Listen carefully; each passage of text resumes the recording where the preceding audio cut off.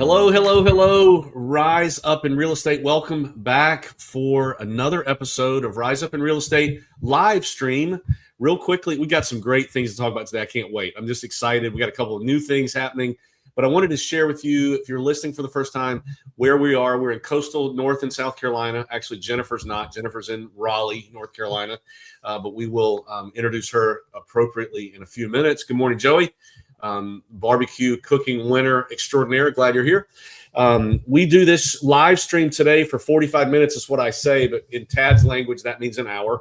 We'll do 45 minutes today, and then this show will be edited as a podcast to go on Spotify and all the podcast channels on Monday.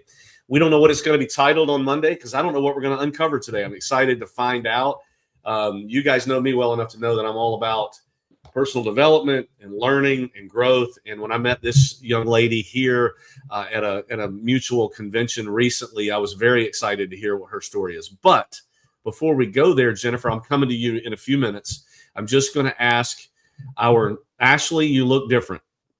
TJ O'Brien is standing in today for Ashley, who's normally on here. Ashley has a terrible cough, and we didn't want anybody to catch it virtually.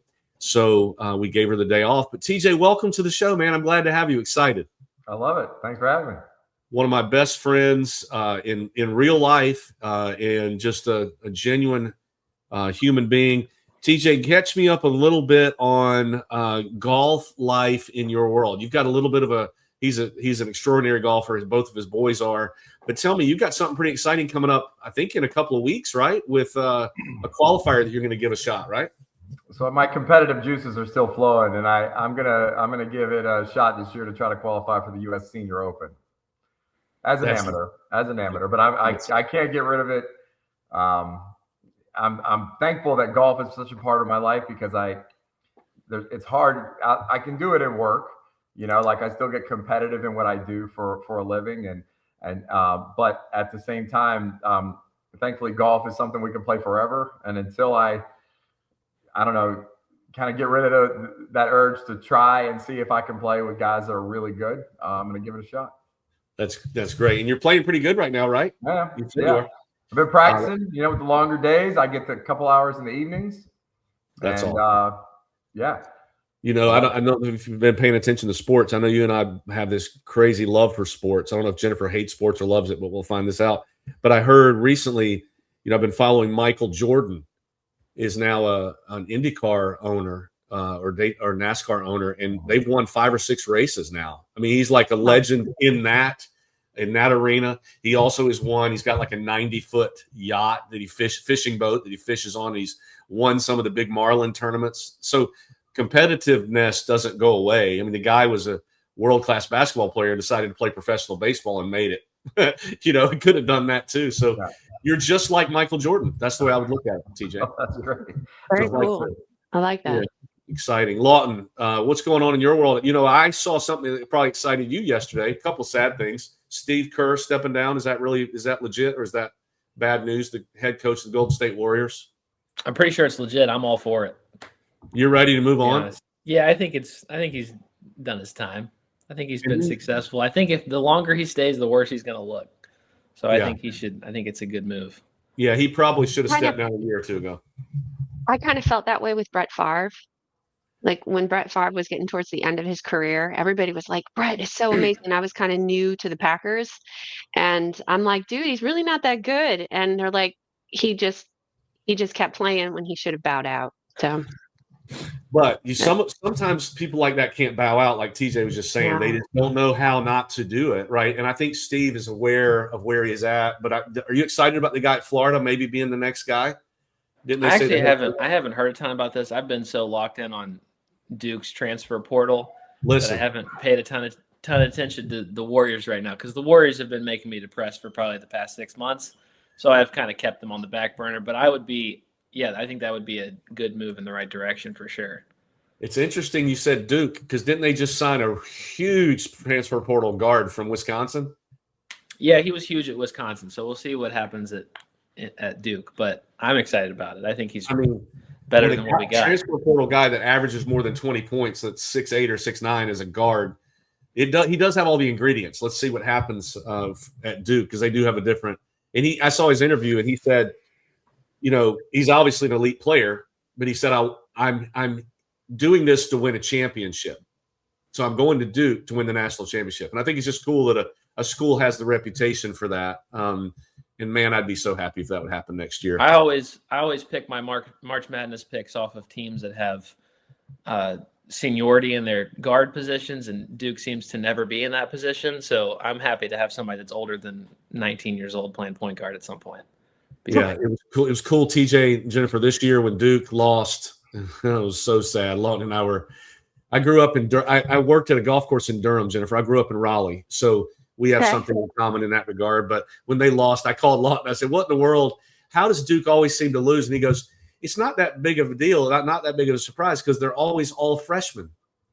They don't know how to handle that elite pressure. It's the teams that usually have a seasoned person that pull through. And I thought that was very eye-opening. I'm going to say hello to Carrie. Yeah. Always very faithful, Carrie, to be on the screen, the big screen down in Somerville in our office there. Hello, Somerville. Jennifer, real quickly, you should probably know this. So this is a podcast and a live stream, mainly because I just like to talk. It's called Rise Up in Real Estate. Yeah, we have that in common. Every once in a while, we talk about real estate. But I wanted to let you know that we have an organization that will be 20 years old next year called RE/MAX Southern Shores. We also have RE/MAX Essential and RE/MAX Professionals. We have 8 offices, about 310 agents. We own a property management company and an insurance company, personal property insurance company. So we're basically entrepreneurial. TJ is an agent, a team leader with our real estate company, and Lawton is in his first year, now his second year of full-time real estate work. So that's kind of who we are. Excuse me. Ashley's speaking through me. I knew she would do that. She made me cough. She does that. She has that power. Ashley, we miss you. I know you're listening. You can comment anytime that you want. Jennifer, tell us a little bit about you. Like, I heard you speak at a realtor event, it was like a team building kind of a thing for a group of real estate agents and broker owners and etc.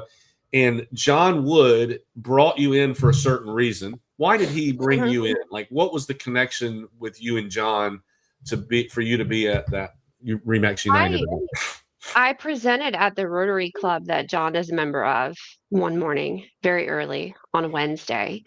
And he approached me afterwards and said that he thought that my story was really inspiring, and he felt that it would be something some of his agents might resonate with and appreciate hearing about, because in the real estate world, as I understand it, I'm obviously not a real estate agent, and it came up a lot in the retreat.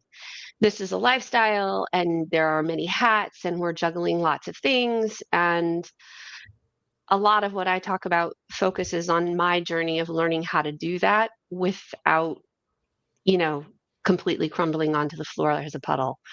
And so, yeah, that's kind of how that came about.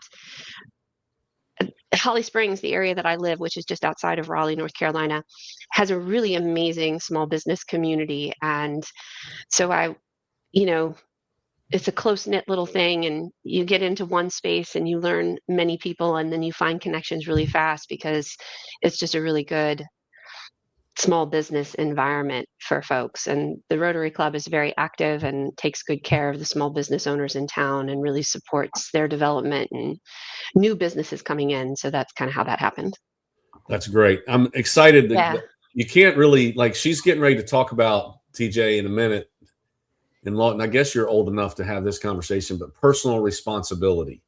And I love, for me, when I heard this, I asked her, I said, you talk about a lot of things. What would you like to talk about with our group? And she said, it took her a minute, which I appreciated. She pondered it and thought about it. She's got probably a lot of arrows in her quiver that she could pull out, like speakers do, like a lot of topics that she could talk about. But she said, I think we'll talk about personal responsibility.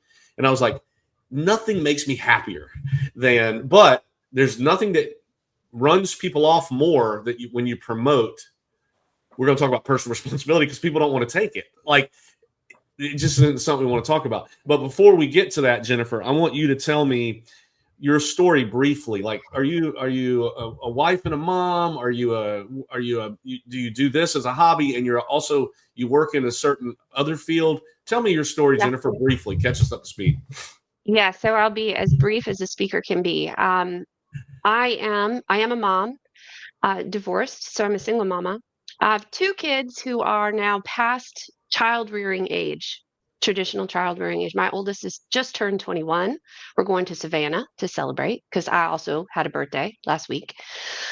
And then my son, who's my youngest, who will be 19 this year. My son has autism, and his needs are significant enough that I filed for guardianship last year, and he will always be dependent on me. So mama role is never really going to be what it is for typical parents. I was divorced in 2013 and have been doing the single mom deal for quite a long time. Got a coaching certificate in 2018, wanted to start figuring out how to do this coaching speaking thing that has been a wild journey of lots of pivots, as every business owner I'm sure knows.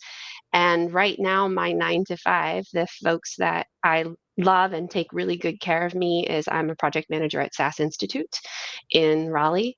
So they're an amazing organization, and I love working for them. And that's who's helping me stay afloat as I continue to work in this personal responsibility space, which is what I really am passionate about. My background is in library science and training and learning and development. And so I've had a very interesting professional career.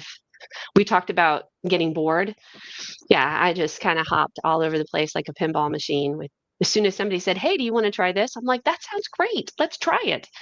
And so I've done a lot of different things. And yeah, it's been an interesting ride. But I love the speaking stuff. It reminds me of what I love about my own development and growth. And I think that that's the most important thing that we can do and focus on holistically for everybody across the board. Yeah, I can. A lot, and TJ, as you start hearing her story, I want you to think of things you want to know. What's your favorite food, Jennifer? Oh, wow. Don't think about it. Don't think about it. Just tell me. I like Indian. Indian. I like okay. Indian. I do. And I enjoy Indian a lot. Favorite vacation spot? If you had to pick one spot to go to tomorrow, I like the beach. Okay. If there's a beach and a rum drink, I am happy. You know what? Myrtle Beach happens to have both yes. in abundance, yes. actually. So welcome back to the beach. You're going to Savannah. You're not happen to see the Savannah Bananas, are you? I am not. We are not going to be there long enough to catch a game. But Savannah Bananas were just up here in Durham, I think, recently, and my mom really wanted to go, but we couldn't get the timeline to work. My son plays for the Miracle League of the Triangle. He enjoys baseball, and every once in a while we'll go grab a game at either the Durham Bowl Stadium or something similar. And I've heard good things about the Savannah Bananas, but I've not seen them. If this will, Jennifer, TJ, I think I sent you and Lawton the link to Simon Sinek. I'm sure you know that name. He has a podcast called A Bit of Optimism, which I love. That's great. Way better title than Rise Up in Real Estate. Way better content, actually. So, but he interviewed Jesse from the Savannah Bananas, an hour-long interview. You should catch that episode. It was just the most recent one, 6 or 7 days ago. Cool. Phenomenal. Like, yeah, you're talking about experience and stuff like that. So I love that. But I noticed when you talked, not to get right into it, but let's get right into it. I noticed when you talked about your son, it may be related to this mission that you're on as a speaker. Mm-hmm. Is that right? Yeah. I noticed when you said those things, because I don't have children with those conditions. But when you said that, to find that out and to discover that about an adult child is a significant thing. And did it affect your career choice and what you just had to share with the world? Every decision that I have, well, I don't believe in all and nothing, so let me be careful with my words. The majority of the decisions that I have made since I've had children have been for my children. Like, that's just what you do as a parent. My son was diagnosed with autism just before his 3rd birthday, so that would have been in 2010. And my world changed. I went through months and months of denial because my experience with autism at that time was like Dustin Hoffman and Rain Man. Like that's what I knew about autism, and that was definitely not my kid. So there was several months of denial, and then I fell into a depression, and then I declared war on autism because I was going to protect my kids. And I figured if I could beat this thing, then my family would be okay, my kids would be okay. My husband and I at the time were already really, really struggling. And 2 years after that diagnosis, and I think that I talked about this in the event in January. Autism just absolutely kicked my rear. I didn't make it through that, and my marriage was over. I didn't know what was going on. I had no idea how to help my kids. I had no idea what my son needed. I didn't know how to give it to him, and I was neglecting my daughter because, not purposefully, but all of this energy was spent on trying to keep my son, fundamentally just functioning. And so there was nothing left inside of me for my daughter. So we really struggled for a long time. And that moment on the bathroom floor was very real. I was actually in Myrtle Beach when that happened. My mom had a beach house in Myrtle, and I was down there after my husband had left. So we had separated, and I was trying to just find some space. And I just collapsed on the bathroom floor trying to figure out what the hell I was going to do. I'm sorry. I hope it's okay to curse a little bit. Just trying to figure out what I was going to do. And I realized I needed to start asking better questions so that I could start finding better answers. And instead of trying to beat autism, I tried to figure out what I needed to do to continue to show up well, that personal responsibility thing. And it took a really long time to figure everything out. And so in 2018, I felt like I hadn't figured out enough that I could help other people figure it out in less time, which is why I became a coach. And that pivot happened because, well, you were talking about it. It's very difficult to take personal responsibility. It's very easy to blame. And it's really easy to look at the world and find a reason for, instead of looking at yourself and understanding why. And parents, they were focused on different things. And so I decided a better approach would be to move on stage and talk about it in an impact way. How can I inspire change? How can I elicit an emotional response from people that gets them to understand that they actually have power in this situation? It's just not the power that we're typically used to thinking about. It's not over your circumstances, it's over yourself. And so, yeah, everything that I have learned is from life experience, and a great deal of it is from my journey with my son's autism. It's been a powerful one. Thank you for, TJ, we just talked about this 30 minutes ago, when I invited TJ to be on here last minute. And I said, I know you're TJ's favorite word in the whole world is authenticity. And he's one of the most real people I know. And all the things he's been through that I know about, it's just been very, very real and true. But what you're talking about, Jennifer, I'm just so thankful that you're willing to share.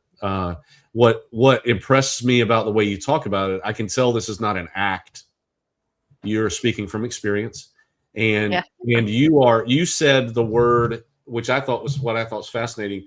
You said the word I 40 times in the last 3 minutes, because you weren't, I know there were times where you blamed the world. I'm sure there were times where you were like, why me? But I blamed God. I blamed the universe. But you've come a long way. TJ, when you went and listen to what she just shared, what do y'all think? Question. I don't want to dominate like I usually do. Anything at all? Yeah. No, I love that. That's a killer story. I think for me, what I hear, or what I've heard so far, and Jennifer and I've never met, is that, or when I think about what she said and think about and relate it to my own life, is when I started out in real estate, and I think back to when I was a kid and just playing sports and everything, I did not own my own I didn't own anything, I guess is probably a better way to say it. I was real good at blaming. You know, if it was golf, it was the course or the weather. Meanwhile, 100 other people are out there doing the same thing and beating my brains in. But I wasn't mature enough to recognize that at the time, that I was blaming and I was not owning my own stuff. My parents tried like crazy to drill that in my head, but I just didn't listen. And then as I fast forward, getting into real estate, and I think about, I guess the thing that I relate, I mean, this is not the exact same thing of what you're dealing with, Jennifer, obviously with autism, but when you talked about becoming a coach and using that story to maybe inspire or help others, is when I got into real estate coaching for the first time. And I think I was 10 years into my real estate career. I still wasn't owning anything. You know, somebody else had a listing because they had a leg up on me, or I didn't have the same amount of money as those people. They run a different circle, whatever the reason I made up. I had a lot of and I got into real estate coaching, and somebody called me out. Like, so I'm paying whatever it was, like $1,300 a month for somebody to call me out. And I was like, I'm not going to take that. It still took me a while to do it, you know? So I quit coaching. I was like, I don't need this. Like, I'm paying all this money for this guy who's just yelling at me, or not yelling at me, but like trying to make me understand. Right. And then I got back into coaching with a different mindset, because when I quit, I went home and I thought about it. I was like, you know, I think what he's saying, I was getting older, right? Maybe a little more wild. I don't know, whatever it was. And I called him back and I said, you're 100% right. And that guy like literally turned my real estate career around. Like, it was the way I approached clients. It was the way I celebrated somebody getting a listing because they were doing the right things to do it. And I don't know if this is exactly the same, but when I'm listening to you talk, I think that's what I hear and what I think about in my own life. And I'm trying desperately to put that into my boys who are 17 and 19 now, so that they don't waste the next 10, 15 years blaming, you know, like your words, the universe or whatever it was that, you know, it's own it. Like, you know, my oldest son's a competitive golfer, and he's come off the course before and said, you know, these greens are slower than what I'm used to. And I'm like, well, the guy that shot 65, I bet he plays fast greens, and I don't think he cared. You know, I mean, let's own it, bud. Like, let's figure it out. And I try to remember to tell him that I did that, so that awareness is now, don't be me until you're 30 while you're 19. I mean, that's what I think that's what I'm hearing the most of what you're saying. And what makes people, and Lawton's he coaches high school basketball as a hobby. I have a 7-year-old that came off the flag football field Friday, 7 years old, and he said, those guys cheated, those refs were bad. That's immediately where his mind goes. Like, or is it a crowd mentality? Does he hear other people saying that and then he says it? Or why do we feel that way? Like, why does it start that early? I think it's a combination of things. The human, we have a natural tendency to, that negativity bias kicks in, and I think that influences us a little bit. I also think that we have a really hard time appreciating how little awareness we have of our own thinking, the stuff that's happening under our conscious thoughts. And we don't teach children how to become aware of those thoughts. So I think that's part of it. I think part of it is social conditioning. I mean, what you're hearing in media, what you hear in cartoons, what you hear in movies, like there's always a bad guy. There's always a bad guy, that you're never the problem. I mean, I don't know very many movies where the protagonist is actually the hero at the same time. Like it, you know, and so I think it's just kind of ingrained into the human condition.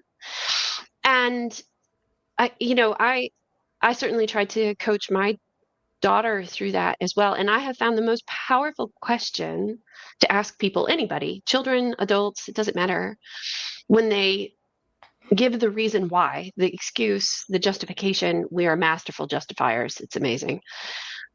The important question is, okay, so what are you going to do about it? Like, fantastic, fast green. What are you going to do about it? Like, you still have to accommodate the environment. You still have to choose to engage with what is happening in front of you. And I think the most difficult thing, or might get some hate mail for this comment here. The problem with Don't be afraid. positivity Don't be afraid. and Speak to us. You're the guest.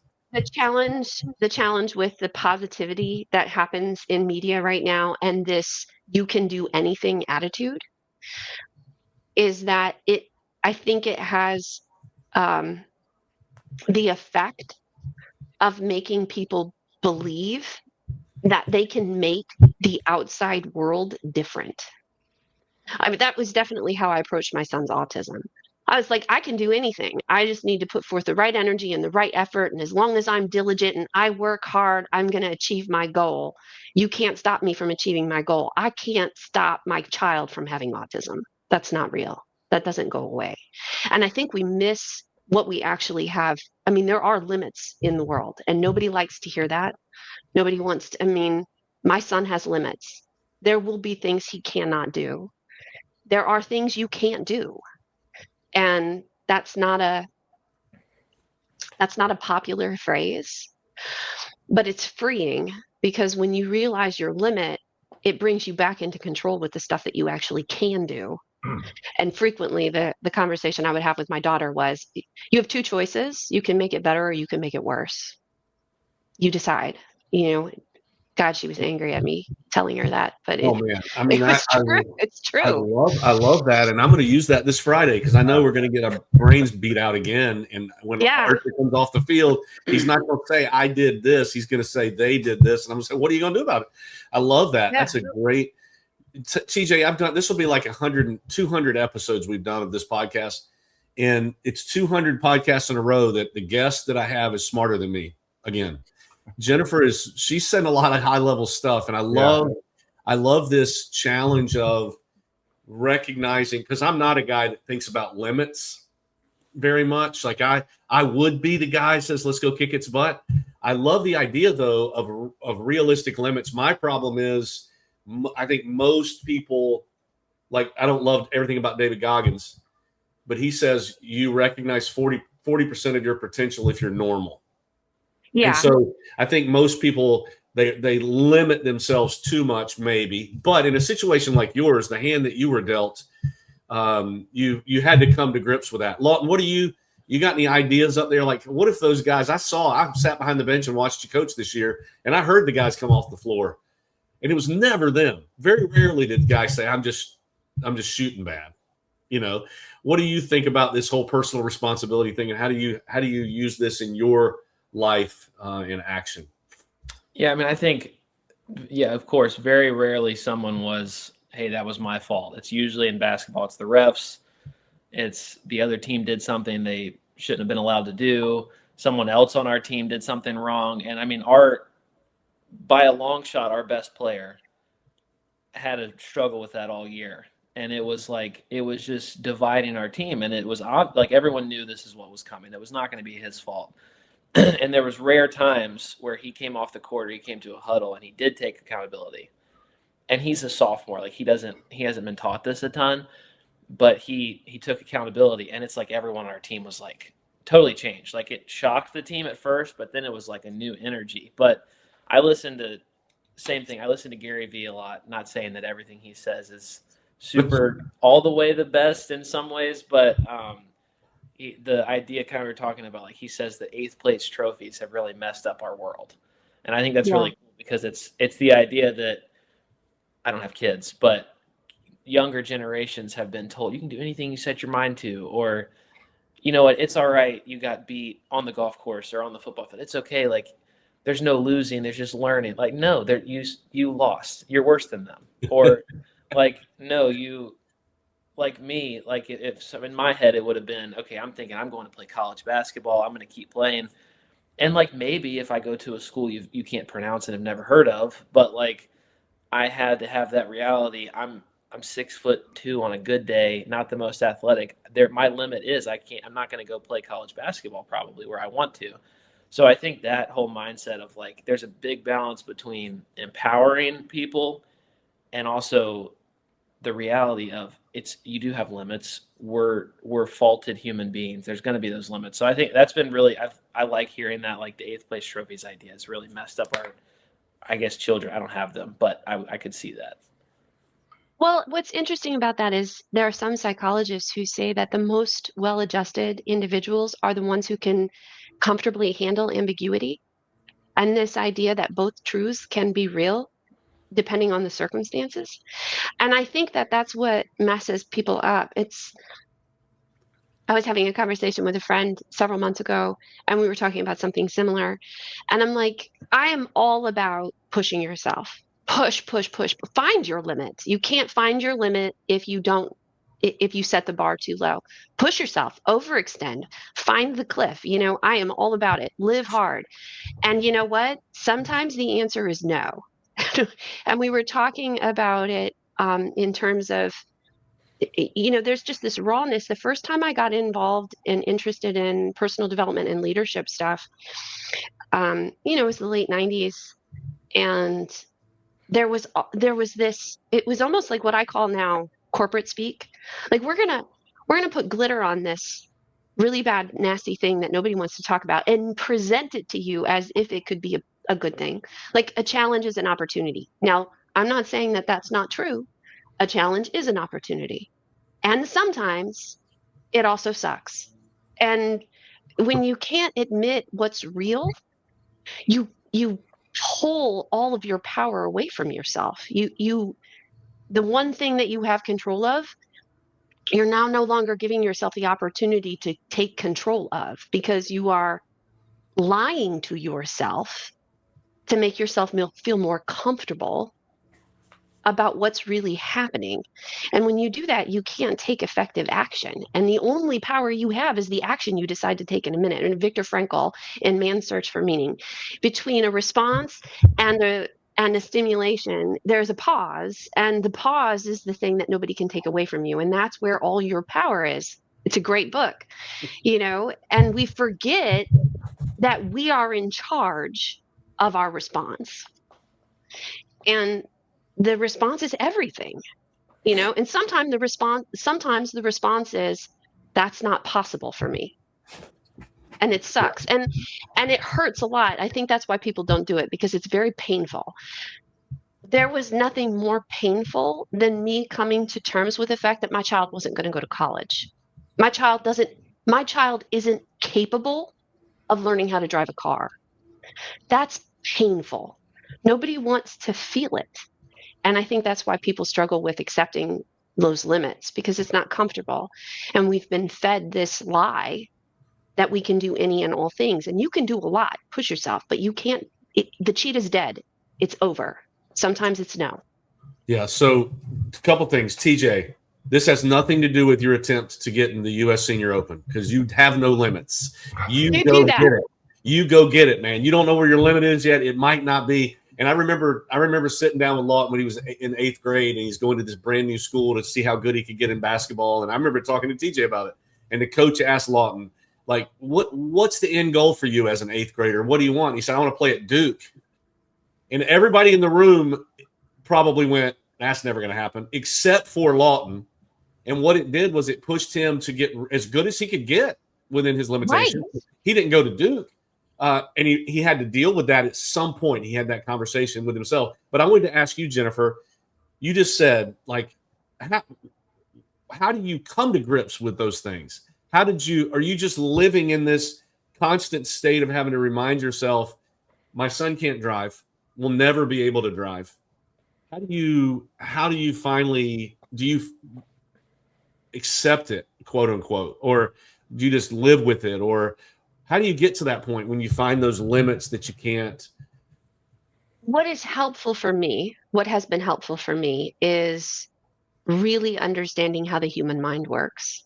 I mean, neurobiologically. There we go. So really I'm going to go ahead and get off the show right now. TJ, you take it from here. I'm just kidding. Jennifer, talk to us neurobiologically. Really I've never had anyone do that before. What I mean by that is, I have done enough of my own study in these areas to know that the brain operates in a certain way. And that fact, for me, there's a difference between fact and truth. And so what grounds me is fact. My truth is subjective. It's my personal experience. It's how I interpret and perceive the world. Fact is, full stop, it's raining. I can't change the fact that it's raining. The fact that it is raining is a fact. My daughter loves the rain. Her truth is, this is the best day ever. I like the sunshine and the beach. So the fact that it's raining is a sad day for me. My truth is, where's the sun? So understanding the difference between fact and truth is helpful for me. And then I move into, my goal is to feel empowered and positive, because that is what will get me the best outcome.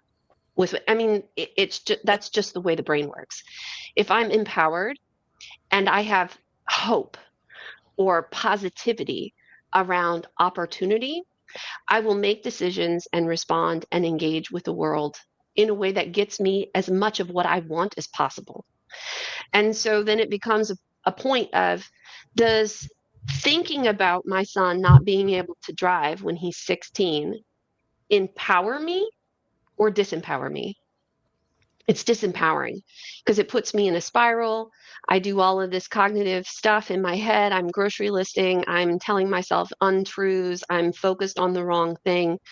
Tony Robbins is, famous for saying, what you focus on is where your motion goes. Like, I'm paraphrasing.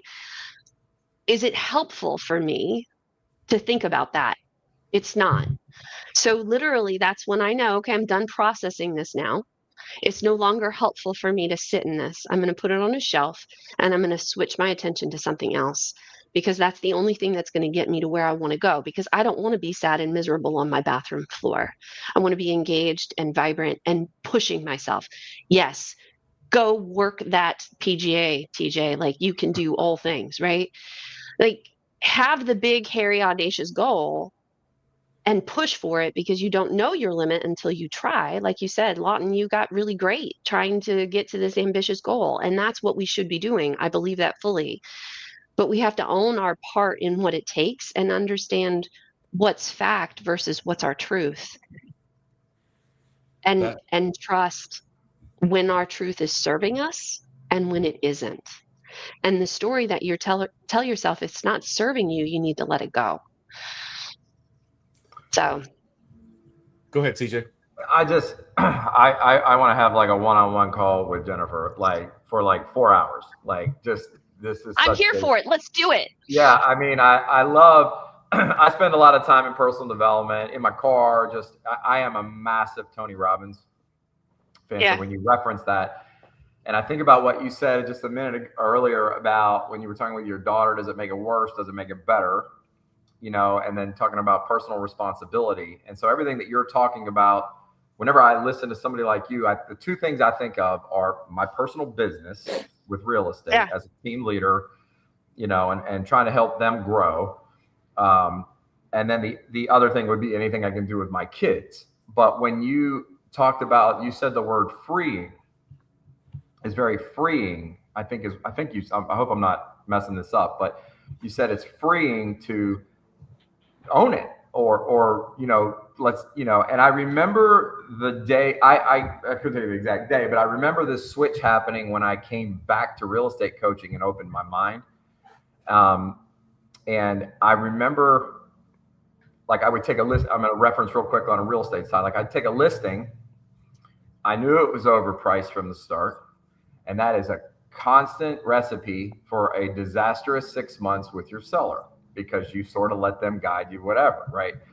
And in the past, I would blame the seller. I was like, well, you wouldn't do this. And I, blah, blah, blah. It was a blame game. And what I found when I opened myself up to owning or being personally responsible for, that's my mistake. That is my mistake that I did that. I should have never allowed that seller to dictate that. I should have walked away, because that would have sent a very clear message of how I felt, apart friends, right? I remember the day I said to a seller, I owe you an apology. I should never have allowed you to do that. It is my mistake. And if you want out of the contract, I completely understand. The response from the client was overwhelmingly different than me trying to sell them on certain things. And he said, well, what does it need to be? I said, this is what I should have told you. And my point in that is that, as I started taking that approach and owning, like I do with my team, like they'll say to me, it's not worth that. And I go, then you got a business decision on your hands, because if you take it, this is what you're in for. And you cannot blame the client. Right. It took me, I think, 10 or 12 years to learn that. And now I am I'm more free with the way I operate, because I can make it worse by just battling with this person, or I can own it. I can try to make it better. And if they decide to walk away, that's my fault, not theirs. And it's a different approach to real estate that I had to learn. Nobody taught me that in the beginning, and I had a mindset that wasn't probably open to learning it anyway at that time. When you were talking, I was reminded of a proverb. I believe it's a Chinese proverb about a farmer whose son gets called off to war.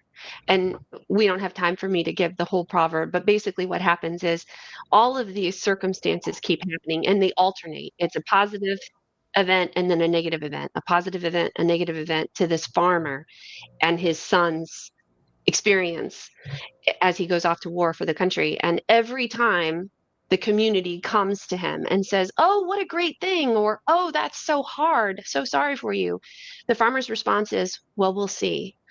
And it's leaving you open to the opportunity of being able to reserve judgment on what's happening to you so that you can make decisions in the moment that are going to be serving. You just remember that I don't know how this is going to work out. This is how I want to engage with it, with where it is right now, and we'll see what happens. And whatever it is that occurs is not the end of the story. You get to make another decision once the next circumstance hits you. And it allows you to kind of, the term that some people use is co-create when they're talking about that proverb, but it's really an opportunity for you to continue to engage with life and how it's happening for you. And that's where, when you leave yourself open to see what's potentially going to occur, you do have more freedom because you have the opportunity of choice on the other side of it. Yeah. Well, that's good. This is too much personal responsibility for me, Lawton. As a 24-year-old, what are you thinking? Tell me your perspective on how you look. Good, by the way. You look like you're fitting up. Are you getting ready for show the father-in-law your physique at the beach? Well, I got new lights, so it also looks like I'm not in the dungeon anymore. Oh, but okay.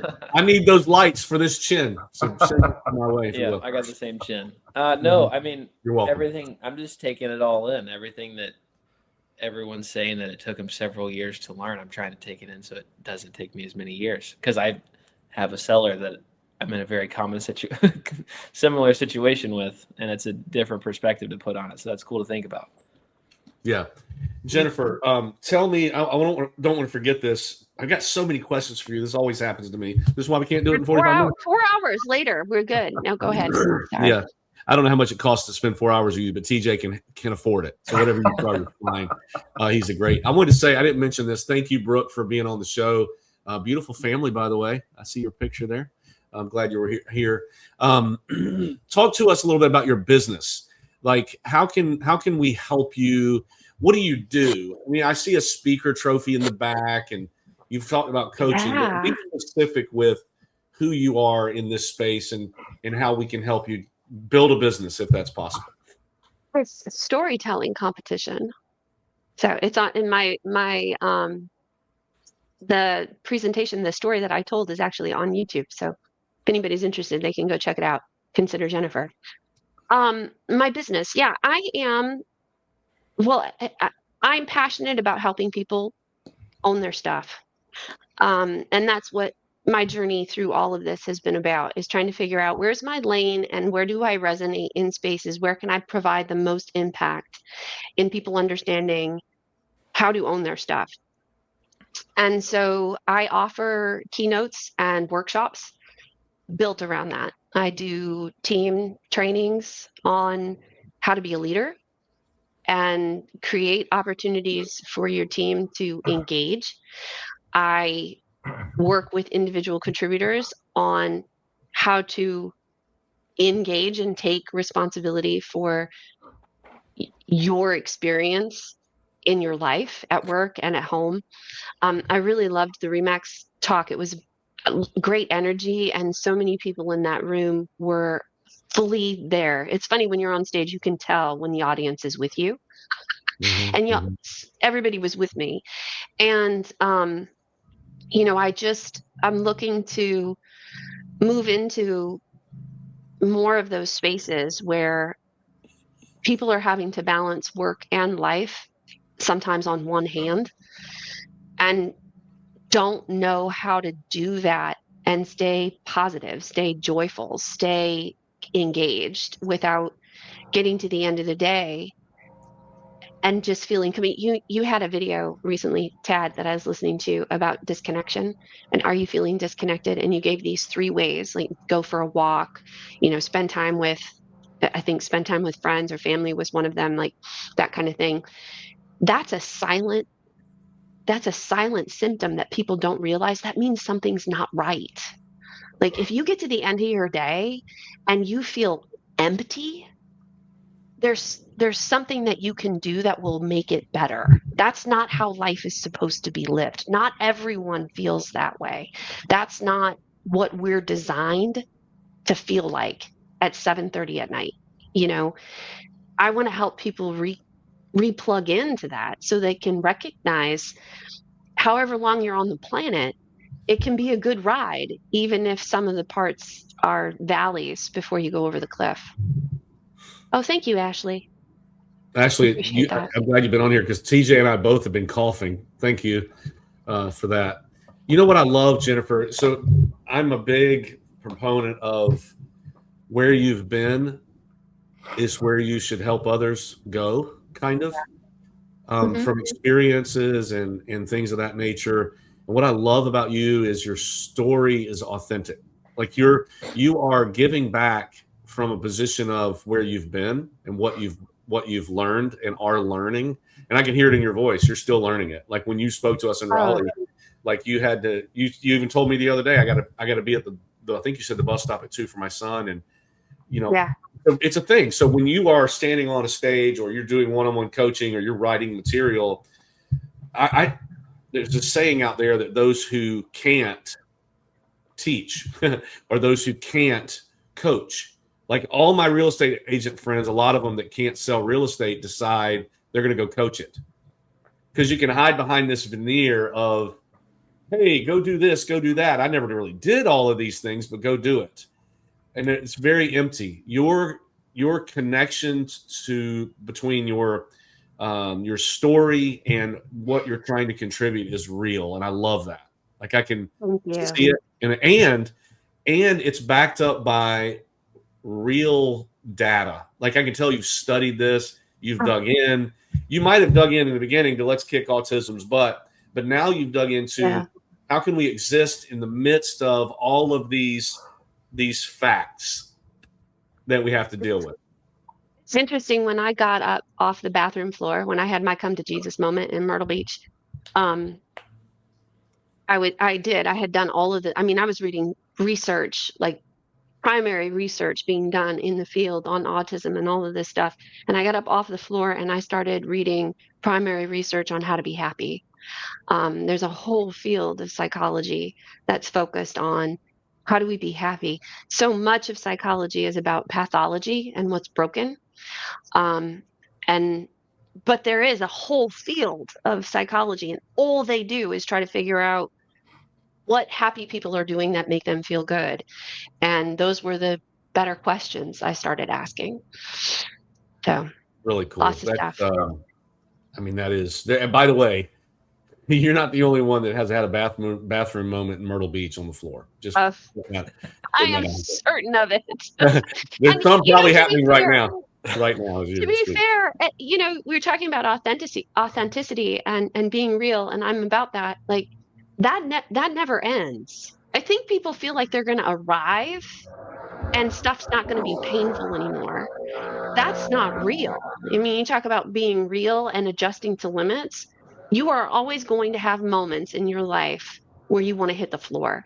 I did not 3 months ago, and I'm better at recognizing it before it gets out of control.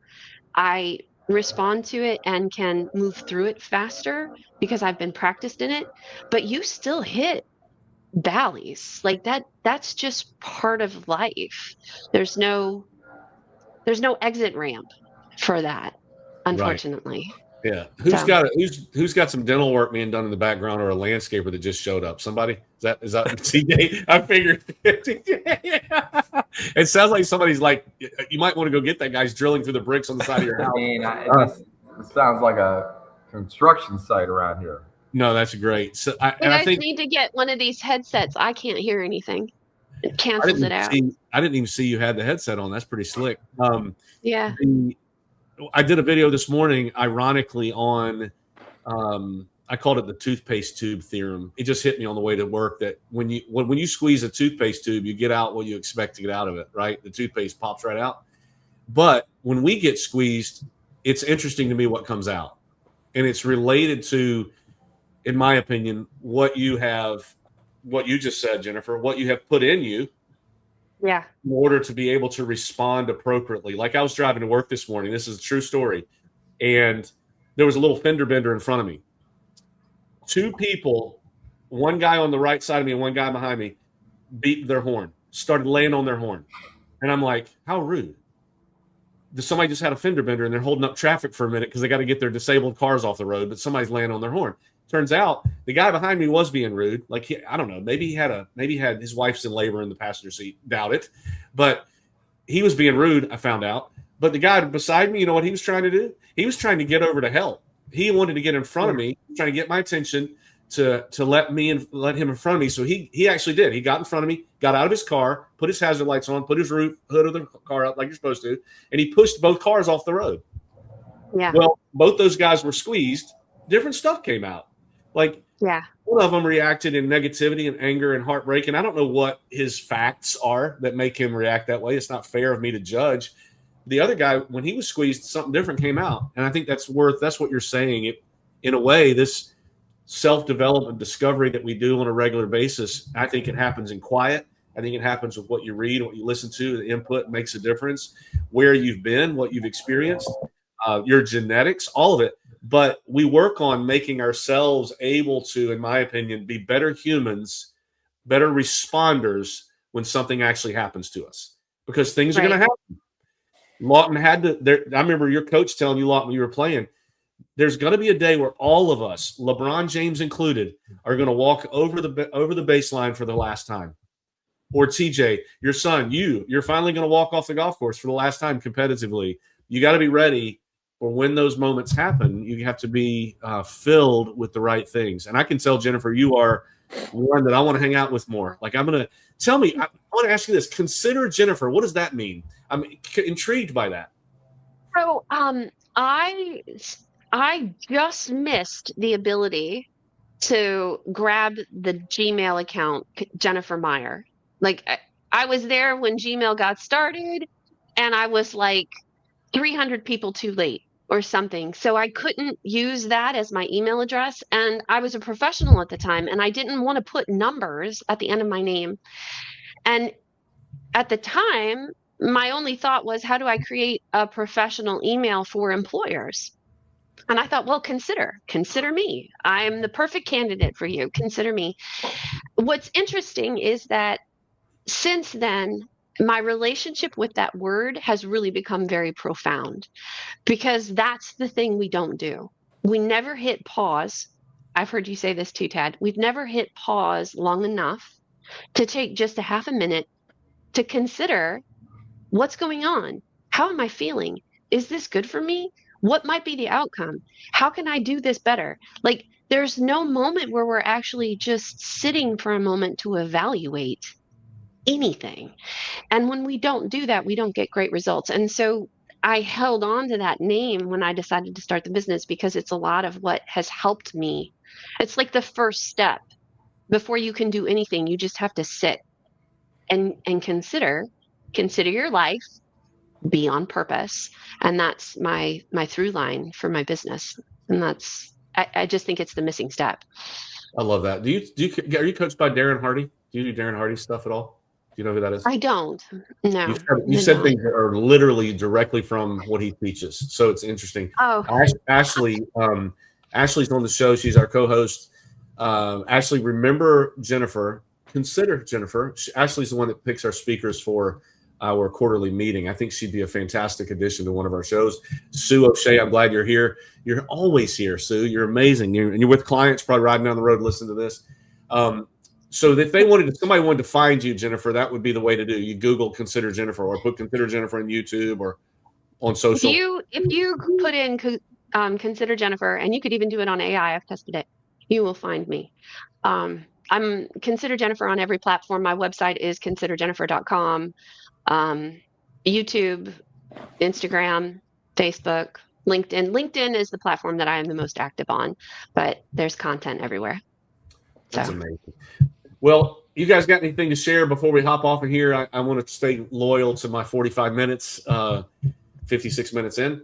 Any closing remarks for Consider Jennifer? Jennifer, you want to say anything else as we log off? Or thank you for having me. I've really enjoyed this. I hope for more of it.